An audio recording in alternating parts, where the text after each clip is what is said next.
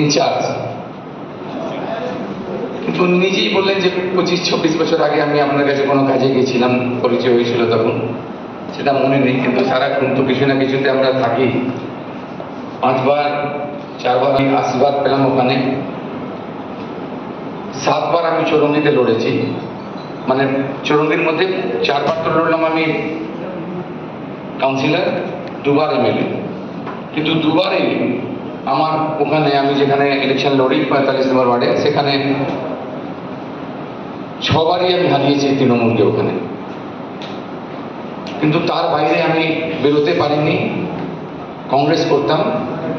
কিন্তু যখনই আমি চৌরঙ্গি ইলেকশনটা লড়তে গেলাম, চৌরঙ্গিতে আমি দেখলাম যে এখানে 2টো ওয়ার্ড, যখন আমি কংগ্রেসে ছিলাম বলতো যে কংগ্রেস মুসলমানদের পার্টি, মুসলিমদের পার্টি, কিন্তু কোনো জায়গায় আমি মুসলিমদের ভোট পাইনি। আমি হয়তো সামান্য ভোট পেয়েছিলাম।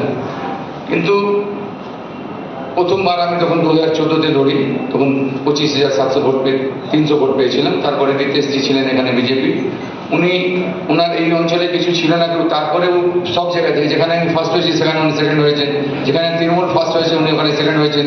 তো সব মিলিয়ে দেখা গেল যে উনি সেকেন্ড হলেন, আমি থার্ড হলাম। লাস্টের দিকে যেটা হলো 21-এ, সেখানে তো খুব ওরা অতটা ছপাবাজি করতো এই 2-3টে ওয়ার্ডে, যে ওরা নিজের ক্ষমতাটা অনেক বাড়িয়ে দিত, হাজার হাজার ভোট হয়ে যেত।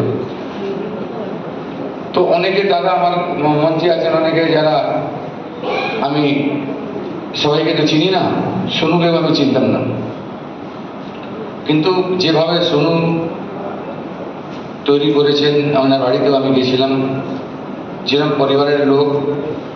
আমাদের ওখানে কি হয়, আমি 14 আর 21-এ মনে হচ্ছে কোটি কোটি টাকা খরচা করেছি। পার্টি থেকে পেলাম 10 লাখ 20 লাখ, খরচা করে দিলাম 1 কোটি টাকা 1.5 কোটি টাকা। অনেকে টাকা নিয়ে গেছে, বুথে দেখলাম ওই যত টাকা নিয়ে গেছে তার 1% ভোট পাইনি ওখানে। 21-এও দেখলাম, 26-এও দেখলাম, 16-তেও দেখলাম, আর 16-তে আমি হাওড়ায় লড়েছিলাম, কিন্তু ওখানে ভালো আমি 36,000 ভোট পেয়েছিলাম ওখানে। কিন্তু এখানে যেটা দেখলাম আমি আসার পর, দল পাল্টানোর কোনো সিদ্ধান্তই ছিল না কোনোদিন জীবনে। কিন্তু কি কারণে, কি এরকম হলো যে আমি চলে গেলাম, দল পাল্টে দিলাম, সেটা আমি 2 दिन खूब काटना माना। हमने खूब रोया, कभी हमने सोचा नहीं था। हर मंच पे हम बोलते थे कांग्रेस का तिरंगा झंडा लेके मरेंगे, और उसके बाद हम चले गए। हमारे परिवार के भी कुछ सदस्य हमको बहुत ज्यादा, हमारी स्त्री, हमारे छोटे ছেলে আমাকে খুবই বলে আপনি এইসব বলেছেন, তারপরে আপনি দল বদলাবেন। কিন্তু কি একটা হলো এরকম যে এদের কংগ্রেস পার্টি থেকে আমি উত্তর দিতে পারবো না, কেন না কিছু করেই বিজেপি অতটা এখানে ভোট পেয়ে যাচ্ছে।